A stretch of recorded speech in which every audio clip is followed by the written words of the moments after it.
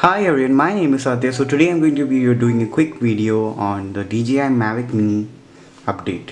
The DJI Mavic Mini has got a new firmware update and let's check out what are the new features in the update. So first let's turn power on the Mavic Mini. Now let's power on the remote controller. Now you could see that there's a new firmware update for the Mavic Mini. I'll just tap on it.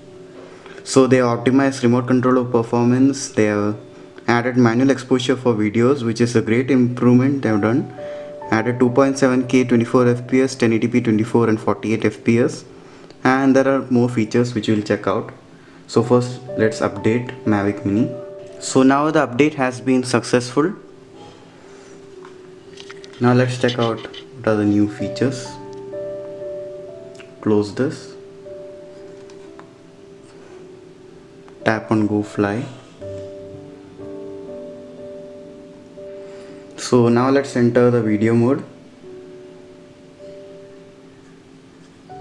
and as you can see there's 2.7K 24 FPS as well. Now we can record in 2.7K 24, 25 and 30, and in 1080p we can record in 24, 25, 30, 48, 50 and 60 FPS.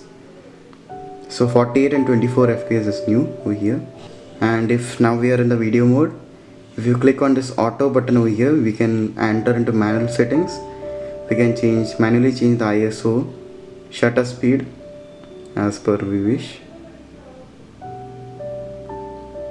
We can go all the way up to 3200 in ISO.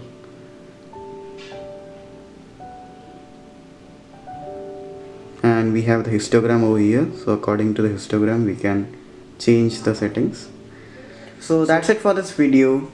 I hope you liked this video and I would like to thank DJI for this update.